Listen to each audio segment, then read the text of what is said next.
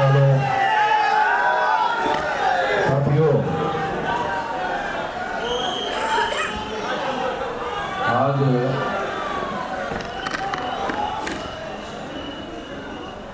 EVM के विरोध में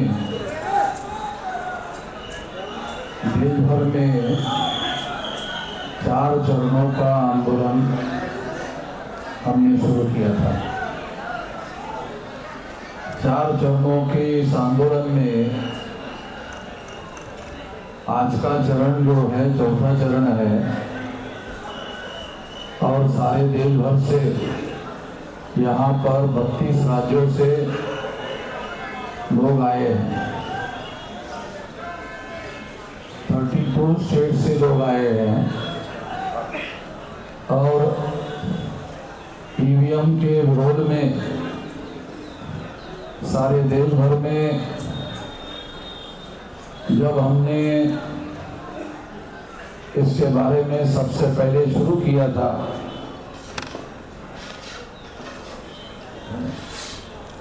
जब सबसे पहले हमने शुरू किया था तो लोग इस बात को नहीं मानते थे कि ईवीएम में कोई गड़बड़ी होती है, मगर जो लोग इस बात को नहीं मानते थे कि ईवीएम में कोई गड़बड़ी नहीं होती है, कोई घोटाला नहीं होता है, अब लोग सारे देश भर के लोग ईवीएम में घोटाला होता है इस बात को मानने के लिए राजी हो गए। हम सब लोगों के लिए खुशी की बात है कि अब सारा देश जो है ईवीएम में घोटाला होता है और घोटाले से चुनाव हो रहे हैं, इस बात को अब लोग मानना शुरू कर दिए हैं।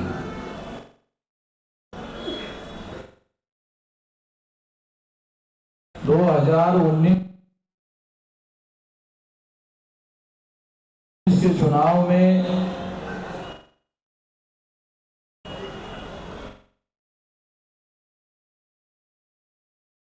चुनाव आयोग ने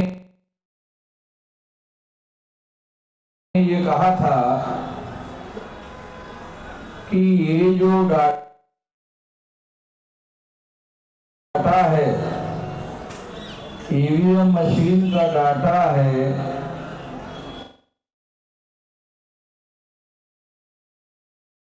पेपर ट्रेल का डाटा है, इसे साल भर सुरक्षित रखा जाएगा। मगर चुनाव आयोग ने 4 महीने में ही इसे नष्ट कर दिया। 4 महीने में नष्ट क्यों कर दिया? इसलिए चुनाव आयोग को ये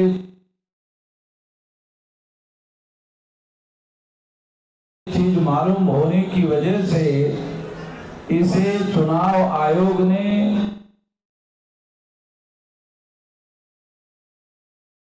साल भर सुरक्षित रखने के बजाय 4 महीने में ही नष्ट कर दिया। साथियों, मैं थोड़ा आप लोगों को बातें समझ में आ जाए, क्योंकि जो बात मैं समझता हूं वो बात आपको भी समझ में आ जाए कि ईवीएम मशीन को किस बैकग्राउंड के तहत लाया गया, तो आपको ये बात समझ में आ जाएगा। काशीराम जी ने ये नारा लगाया, वोट हमारा, राज तुम्हारा, नहीं चलेगा, नहीं चलेगा, नहीं चलेगा। ये काशीराम जी ने नारा लगाया था। तब भारत का जो शासक वर्ग था उनको ये लगा कि जो लोग शासक चुनने का काम करते थे और दूसरे ही लोगों को शासक चुनते थे, अब कहने लगे वोट हमारा, राज तुम्हारा, नहीं चलेगा नहीं चलेगा। तो अब ये लोग अपना शासन बनाना चाहते हैं, अपना शासक बनाना चाहते हैं, शासन बनाना चाहते हैं, अपना राज बनाना चाहते हैं। आप लोगों को याद है या नहीं है मालूम नहीं कि 84 को 14 अप्रैल 84 को काशीराम जी ने बहुजन समाज पार्टी बनाई और 81 में 6 दिसंबर 81 को उन्होंने एक संगठन बनाया था DS4। कुछ लोगों को जानकारी होगी, कुछ लोगों को जानकारी नहीं होगी।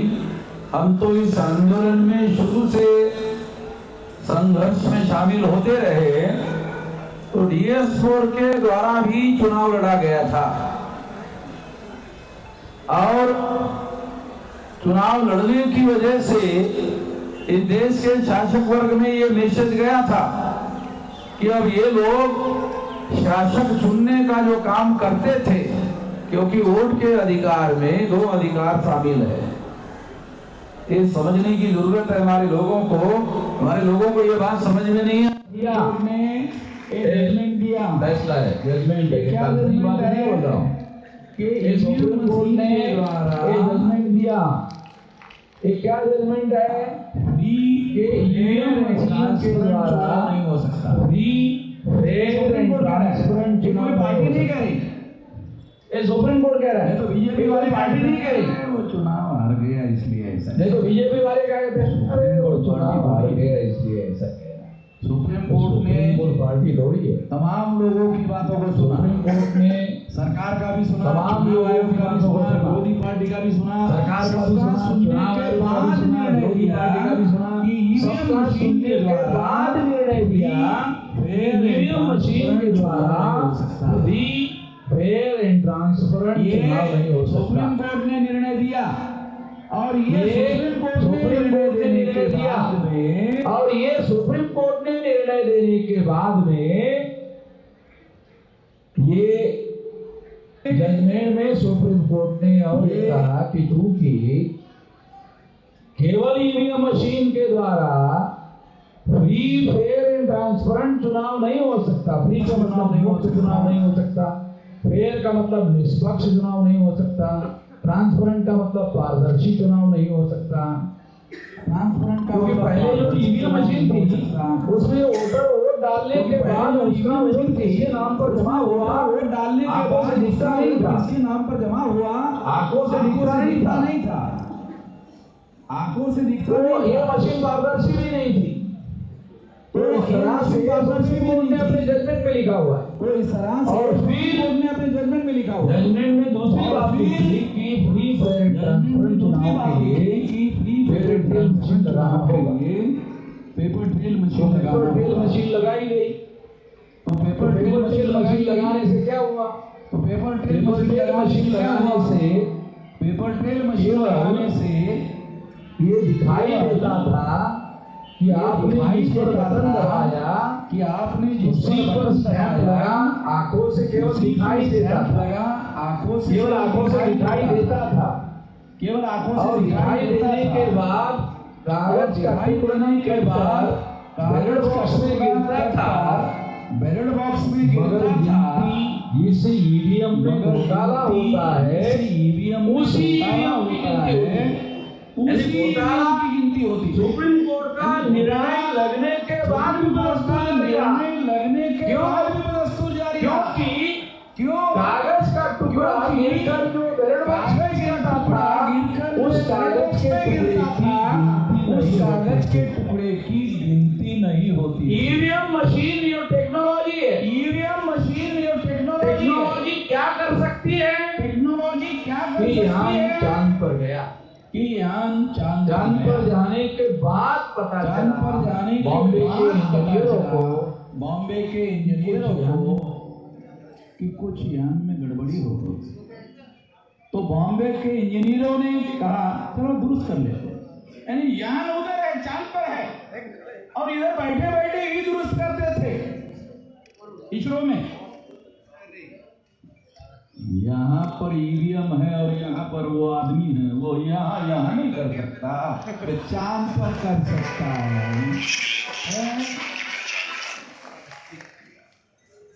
चांद पर सुधार कर सकता है, इसका मतलब रिमोट कंट्रोल टेक्निक है। टेक्नोलॉजी थोड़ी बहुत जानने वाले जो लोग हैं उनका मतलब रिमोट कंट्रोल टेक्निक है। रिमोट से उसको चलाते थे और अपने हिसाब से उसका उपयोग करते थे। तो यहाँ के यहाँ क्यों नहीं किया जा सकता? तो ईवीएम मशीन में पेपर ट्रेल मशीन लगाया गया, मगर पेपर ट्रेल का जो कागज का टुकड़ा है उसमें तो स्टैंप लगा हुआ है, उसकी तो गिनती नहीं होती थी। गिनती जिस ईवीएम में घोटाला होता था उसी की गिनती होती थी। तो ये अभी भी जारी है, ये अभी भी जारी है। भ्रम क्या हुआ? अरे पेपर ट्रेल तो लग गए ना, बोल रहे थे ना, लगा दिया। जैसे बहुत सारी महिलाएं कार्यक्रम में जाने के पहले झुमका लगा देती है और घर में जाने के बाद वापस फिर उतार कर रख देती है, उसी तरह से चुनाव आयोग ने वो मशीन लगा दिया, हो गया, फिर उसको उतार के रख दिया, यानी उसका कोई उपयोग नहीं करते थे। ऐसे ही एग्जाम्पल के लिए दे रहा हूँ, महिलाएं अपने मन में किंतु परंतु ना, एग्जाम्पल आपको समझने के लिए बता रहा हूँ, एग्जाम्पल देने के लिए बता रहा हूँ ताकि बात हमारे लोगों के समझ में आ जाए। साथियों, ये जो ईवीएम मशीन है,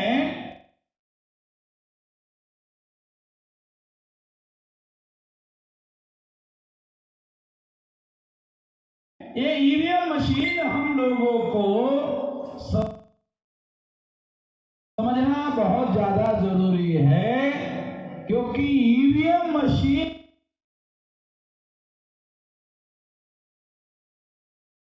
ने आपका शासक चुनने का जो अधिकार है, शासक बनने का जो अधिकार है, वो वोट में शामिल है। आप जिसको चुनना चाहते हैं, तो आप अगर अपने आप को चुनना चाहते हैं, वो अधिकार इसकी बदौलत खत्म हो जाता है, इसकी वजह से खत्म हो जाता है। अगर आपका वोट का अधिकार खत्म हो गया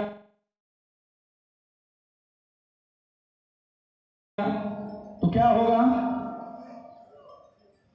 तो ये भ्रम खत्म हो जाएगा। कौन सा? वोटर नहीं चुनते हैं, ये वोट की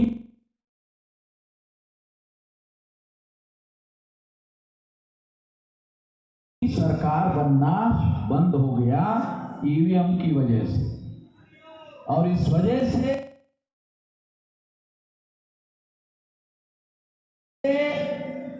क्या होगा? बारी बारी से राज होगा। कांग्रेस जाएगी तो बीजेपी आएगी, बीजेपी जाएगी तो कांग्रेस आएगी, ऐसे होगा। इससे इस देश में लोकतंत्र की जो सरकार है, वोटरों के समर्थन की सरकार, जो जनता भारत की चाहती है, जिसको सरकार बनाना चाहती है। चुनाव आयोग कौन है भाई? भारत के संविधान निर्माताओं ने चुनाव आयोग को अधिकार दिया। किस काम के लिए अधिकार दिया? फ्री, फेयर और ट्रांसपेरेंट चुनाव संपन्न कराने के लिए अधिकार दिया। मालिक ने बनाया वोटर लोगों का, उन्होंने संविधान निर्माताओं ने अधिकार दिया। लेवल पर निर्णय कर रहा है। सारे देश के लोग जब ईवीएम नहीं चाहते हैं सारे देश के लोग जब ईवीएम नहीं चाहते हैं, लोग नहीं चाहते हैं, तो आप जबरदस्ती क्यों कर रहे हो भाई? आपके पास तो ऐसा कोई पावर नहीं है। और अभी सुप्रीम कोर्ट के लॉयर ने कहा कि ऐसा कोई कानून में तब्दीली करने की भी जरूरत नहीं है। वो चुनाव आयोग चाहे तो वोटों से चुनाव करवा सकता है, चुनाव आयोग चाहे तो ईवीएम से वोटो कर सकता है। आज के तारीख में भी चुनाव आयोग कई जगह ईवीएम से चुनाव करवा रहा है, और आज के ही तारीख में वोटर से चुनाव करवा रहा है। कई जगह एक ही साथ कई जगह से करा रहा है। तो इसका मतलब है वोट डालने के आधार पर चुनाव करने का काम बंद नहीं हुआ है। ये कानून खत्म नहीं हुआ है, ये कानून अभी भी बरकरार है। चुनाव आयोग जबरदस्ती क्यों करना चाहता है कि ईवीएम मशीन से ही वोट हो? चुनाव आयोग शासक वर्ग का टूल हो गया है। देश में जो शासक वर्ग है, जैसे 14 अगस्त 47 तक ब्राह्मण भारत का शासक वर्ग था। नहीं,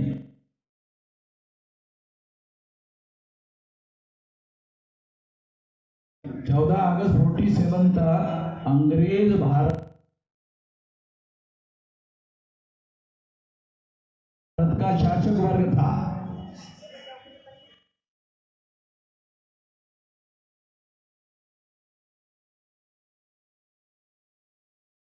रात के 12:01 हो गया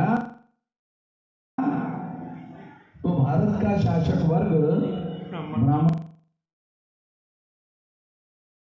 हो गया। भारत का शासक वर्ग ब्राह्मण हो गया, और जो भारत का शासक वर्ग जो जिनकी संख्या 3.5% है, सारे देश भर के लोगों को हर 18 साल के व्यक्ति को वोट का अधिकार बहाल हुआ। उसके द्वारा चुनकर आने वाली सरकार के द्वारा ब्राह्मण भारत का शासक वर्ग बना नहीं रह सकता। अगर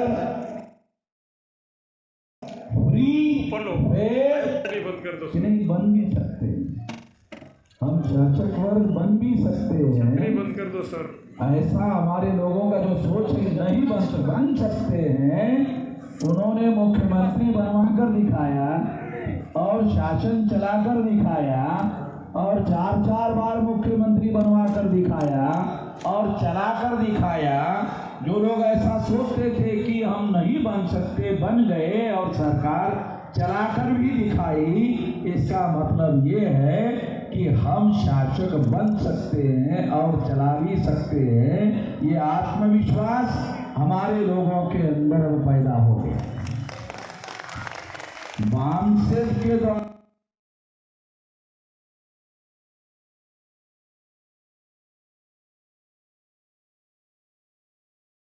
सारे देश भर में हम लोगों ने ऐसा जागरण, महाजागरण सारे देश भर में चलाया हुआ है, और लोग इस काम के लिए अब तैयार हो रहे हैं। तो सबसे पहले तो आप लोगों को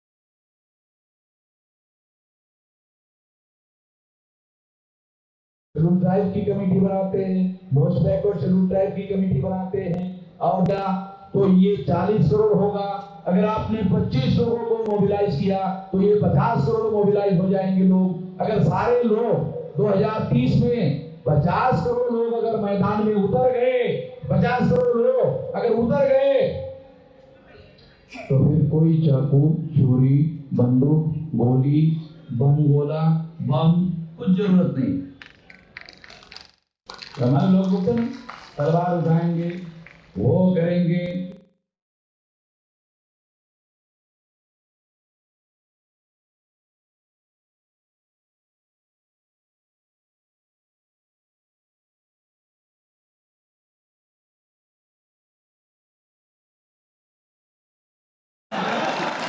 और ये जो 3.5% लोग हैं वो फ्लड में बह जाएंगे।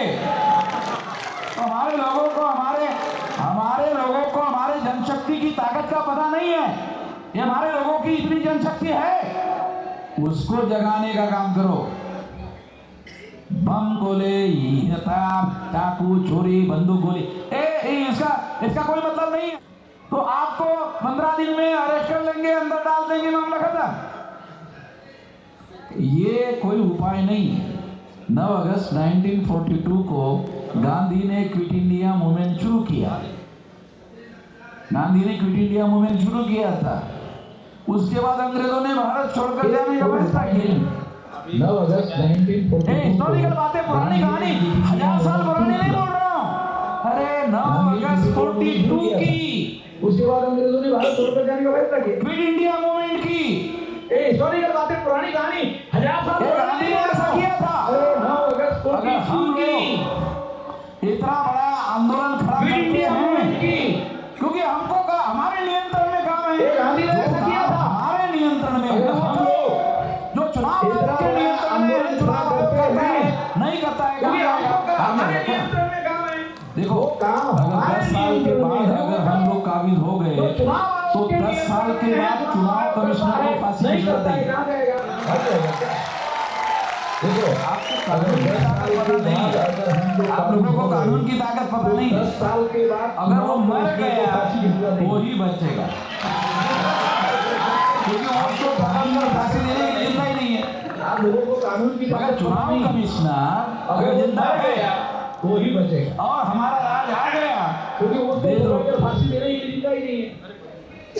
मगर चुनाव कमिश्नर अगर जिंदा है और हमारा राज आ गया, हेलो, हाँ, तो अगर वो मर गया तो ही बचेगा। अगर रिटायर्ड हो गया और पेंशन खा रहा है, पेंशन ही खाता रहेगा। अगर वो मर गया तो ही बचेगा। अगर रिटायर्ड हो गया और पेंशन खा रहा है, पेंशन ही खाता रहेगा। तो वो 10 साल 20 साल के बाद भी देशद्रोह का मुकदमा फेस करना पड़ेगा उसको। ये देशद्रोह का काम है। ये जो कर रहे हैं ये देशद्रोह का काम कर रहे हैं। वो बख्शेंगे नहीं, वो जाएंगे नहीं। कहां जाएंगे, कहां भागेंगे? भारत के बाहर हाँ एक रास्ता ये है, भारत के बाहर। मगर हमारी, अगर मान लो अमेरिका में गए तो हम अमेरिका के साथ एग्रीमेंट करेंगे कि लोगों को भारत भेजो। अरे भाई, जो शासन करने का हुनर है ना, तो ये उसके बाद सारी चीजें कर सकते हैं, हर चीज कर सकते हैं। तो दुनिया में आप जाओगे, अमेरिका बोलेगा ये इसको क्यों भेजना, हमारे देश में अपराध किया, अब अपराधी को संरक्षण क्यों दे? बात तो सही, मानना पड़ेगा उसको। फिर अपराधी को नहीं दे सकते हम संरक्षण, तो अपराधी को जाना ठीक है। लेकिन तो इस तरह से मैं आपको ये बताना चाहता हूं कि आने वाले समय में हम लोगों को ये बहुत बड़ा राष्ट्रीय स्तर का आने वाले समय में आंदोलन खड़ा करने के लिए एक बड़ा इशू है। देखो, आंदोलन खड़ा करने के लिए इशू भी तो चाहिए ना, है? आंदोलन खड़ा करने के लिए इशू चाहिए नहीं। अब उन्होंने दे दिया। मैं, आपका सोचने का तरीका अलग है, मेरा सोचने का तरीका क्या है मालूम? इस मामले को सॉल्व ना करे तो ही ठीक है। मैं थोड़ा अलग तरीके से सोचता, मेरे सोचने का तरीका अलग है। क्यों? मान लो सॉल्व कर दिए तो आंदोलन कैसे करेंगे? आंदोलन करेंगे तो करोड़ों लोगों को अपने समर्थन में खड़ा करेंगे, और करोड़ों लोगों का आंदोलन नहीं रहेगा, आंदोलन जन आंदोलन हो जाएगा। और अगर आंदोलन जन आंदोलन हो गया तो ये जो 3.5% लोग हैं, ये 3.5% लोगों की हम लोग मुक्त हो जाएंगे, आजाद हो जाएंगे, और हम लोग इस देश के आजाद नागरिक होंगे और हमारा इस देश में राज भी होगा। मैं ऐसा मानकर चलता हूं कि ये कहानी अब 7-8 साल की है, ज्यादा लंबी नहीं। ये जो हमारा राज और हमारी मुक्ति की जो बात मैं आपको बता रहा हूं, क्योंकि मैं आंख लगा कर देखता हूं, आप लोगों को आंख खुली रख के भी दिखता नहीं है। क्यों? क्योंकि मैं तो दूरदृष्टि से देखता हूं और डेली सारे देश को और सारे समाज को, लोगों को जगाने के काम में लगा हुआ हूं, तो मैं उस हिसाब से सोचता हूं, मैं उस हिसाब से सोचकर काम करता हूं। Hello hello hello hello hello hello hello, दूसरा है क्या? हेलो हेलो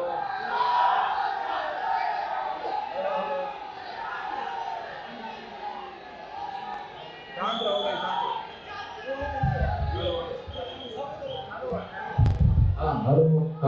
शांत हो जाओ। लास्ट में कुछ बातें कहकर अपनी बातें मैं समाप्त करना चाहता हूँ। ज्यादा कुछ कहना नहीं है मुझे, केवल कुछ बातें आप लोगों को कहना चाहता हूँ और कुछ कहकर अपनी बात समाप्त करना चाहता हूँ। देखो, सुनो, हाँ सुनो सुनो सुनो सुनो सुनो कुछ, हाँ वो अभी 20 साल की लड़की है, बोलते कि 8 साल नहीं देखना चाहते, और मैं 67 साल का हूँ तो भी देखना चाहता हूँ। तो जल्दबाजी में हमारे लोग मुंह के बल गिर जाते हैं और दांत गिरा देते हैं। जल्दबाजी में कोई बड़े फैसले थोड़ी होते हैं, जल्दबाजी में फैसले नहीं होते हैं। कोई भी लड़ाई तैयारी करने के आधार पर जीती जाती है। मैंने 18 साल कुछ महीने की मेरी उम्र थी, तब से लगा हुआ हूँ, और अभी मेरी उम्र 67 साल की है। तो ये इतना बड़ा जो सारे देश भर में अब आंदोलन, जन आंदोलन की दिशा में आगे बढ़ रहा है, ये इतना लंबे देर से तैयारी करने की वजह से है। आप लोगों को लगता है 8 साल बहुत लंबा है, हमारे लोगों को ऐसा लगा 8 साल बहुत लंबा है। ये जो नौजवान लोग हैं, 8 साल में तो ये लोग हुक्मरान बनने के लिए परिपक्व हो जाएंगे, तैयार हो जाएंगे। इसलिए ये तैयार हो जाएंगे तो जरूरी थोड़ी है कि वामन मेश्राम को ही हुक्मरान बनना चाहिए। आप में से भी कोई आदमी हुक्मरान बने तो नहीं बनना चाहिए। इसके समाज को तैयार कर रहे हैं, इसलिए ये काम चल रहा है, कारवां चल रहा है। हम लोग अपने लिए नहीं लड़ रहे हैं, हमारे कौम के लिए लड़ रहे हैं, इंडिविजुअल के लिए नहीं लड़ रहे हैं। ये बात साथियों हम लोगों को ध्यान देना बहुत ज्यादा जरूरी है। साथियों देखो, एक बात और मैं आपको बताना चाहता हूं, वो ये है कि आज से 2010 में जब ये मामला मैंने खड़ा किया था, तब कोई जानता नहीं था, बल्कि मेरे ही कार्यकर्ता मुझे ये कहते थे, ये तो आदमी को यार अकलमंद मानते थे, वामन मेश्राम को तो सेंसिबल आदमी मानते थे। ये क्या गलत बात, गलत मुद्दा लेके गए। तो इतनी समझदारी और इतनी अकल जो है, इतना आसान काम तो है नहीं कि सभी के पास हो जाए। हाँ, अगर सभी के पास हो जाए तो फिर वामन मेश्राम राष्ट्रीय अध्यक्ष कैसे बनेगा? वामन मेश्राम राष्ट्रीय अध्यक्ष नहीं बनेगा ना, तो फिर उसके लिए ये समझदारी होना बहुत जरूरी है, ये जानकारी होना बहुत जरूरी है।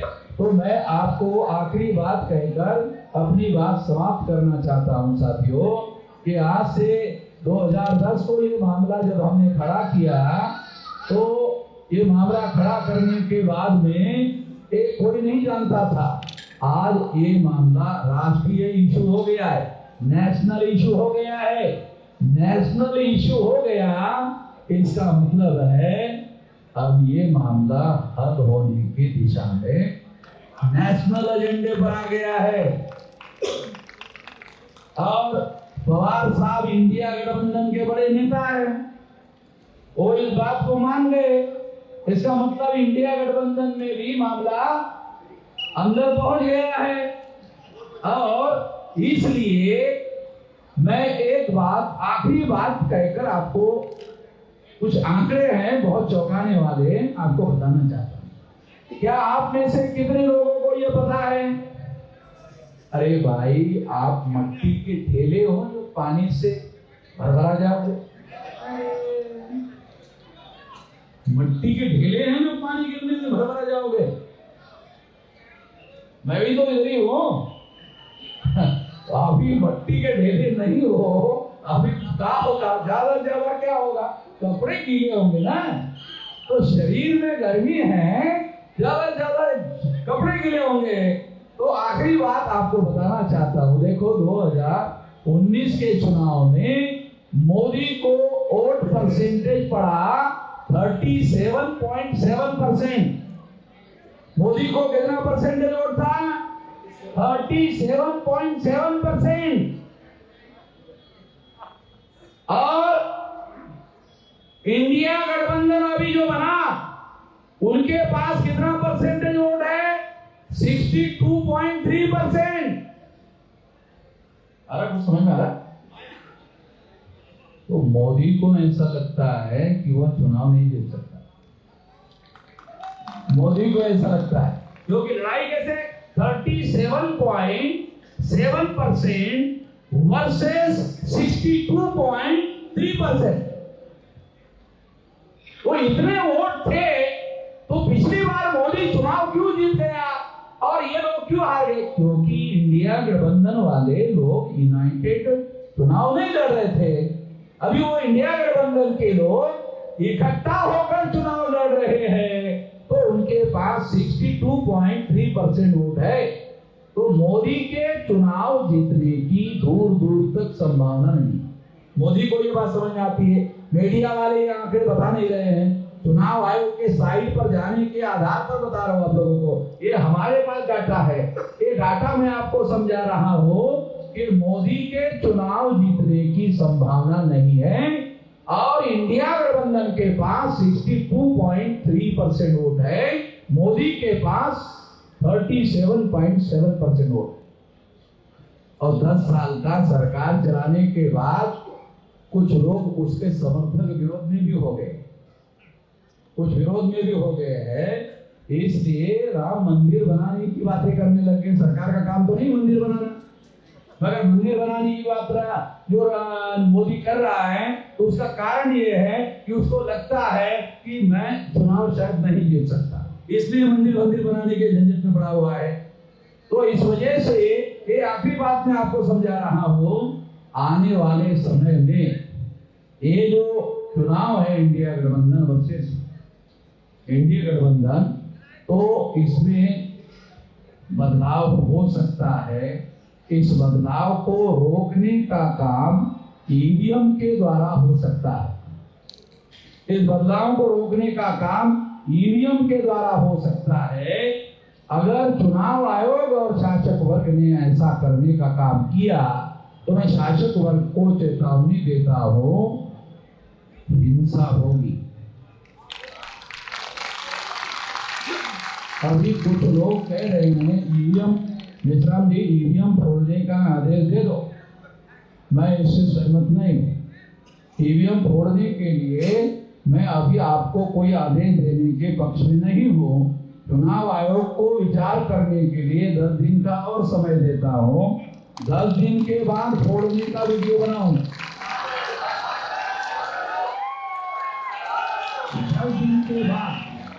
10 दिन तक चुनाव आयोग के अधिकारियों को सोचने के लिए समय दे रहा हूं। कुछ लोगों ने मुझे कहा, इसीलिए सारी बातें आपको समझ में आ जाए, अरे इतनी जल्दी आप देरी का मामला, बैलेट पेपर का मामला करोगे तो इतनी जल्दी बैलेट कैसे छपेंगे? तो उनको, हमारे लोगों को जानकारी तो होती नहीं। अरे कैंडिडेट का आखिरी नाम डिक्लेयर होने के बाद छपाई का ऑर्डर होता है भाई। गधे लोग है हमारे लोग, गधे लोग। अरे हमको समझ ही गए नहीं दादा, आखिरी कैंडिडेट का नाम जब डिक्लेयर होता है उसके बाद छपाई का ऑर्डर होता है बैलेट पेपर में। ईवीएम मशीन में तो 6 महीने पहले बनाना पड़ता है। बैलेट पेपर में जो कैंडिडेट, कौन आदमी चुनाव लड़ने वाला है, कोई पता तो है नहीं चुनाव आयोग को। और हर चुनाव क्षेत्र में अलग अलग बैलेट पेपर छपते हैं, क्योंकि हर चुनाव क्षेत्र में अलग अलग कैंडिडेट होते हैं और कहीं कहीं जो है 50 होते हैं, 60 हो जाते हैं, उसी हिसाब से छपते हैं। तो आप लोगों को ये समझना होगा कि बैलेट पेपर पर चुनाव करने के लिए आसान काम है, ज्यादा काम, मुश्किल काम नहीं है। ये काम होना चाहिए। फ्री फेयर एंड ट्रांसपेरेंट चुनाव के लिए मैं यहाँ चुनाव आयोग को मांग करता हूँ कि बैलेट पेपर पर चुनाव करो और 10 दिन का समय मैं आपको देता हूँ। अगर आप 10 दिन में इसको निर्णय नहीं करते हो तो फिर मैं खुद अपना वीडियो बनाऊंगा कि ईवीएम मशीन फोड़ने के लिए 15 लाख बूथ पर, वैसे तो अभी बूथ बनाना शुरू कर दो। ये जो मशीन फोड़ने के लिए 50% काम तो कर ही दो, बूथ बनाना शुरू कर दो। अगर बूथ बनाने से चुनाव आयोग मान गया, अगर चुनाव आयोग मान गया, बूथ बनाने से मान गया, तो ये बूथ का उपयोग शासक वर्ग बनाने में करेंगे। अकल से काम लेना पड़ेगा।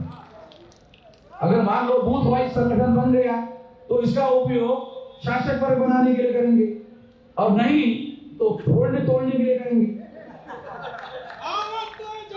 तो इसलिए आने वाले समय में मैं ये आखिरी बात कहना चाहता हूँ, आप शांति से सुनो, और ऐसा कहकर मैं अपनी बात समाप्त करना चाहता हूँ। आप यहाँ बहुत भारी संख्या में 32 राज्यों से लोग आए हुए हैं और सारे देश भर से आए हुए लोग हैं। आपको लड़ाई जीतना है तो 6 लाख गांव में और बूथ लेवल का 15 लाख लोगों का संगठन आप खड़ा कर दो। जो चाहते हो जाए। 15 लाख बूथ का अगर आपने संगठन बना लिया तो आप इस देश में जो चाहते हो जाएगा। जो सफलता चाहते हो, जो भी हासिल करना चाहते हो, वो सारा का सारा हो जाएगा। ये करो। इसलिए मैं अपनी बात यहीं पर समाप्त करके आप लोगों का धन्यवाद ज्ञापन करते हुए अपनी बात यहीं पर समाप्त करता हूं।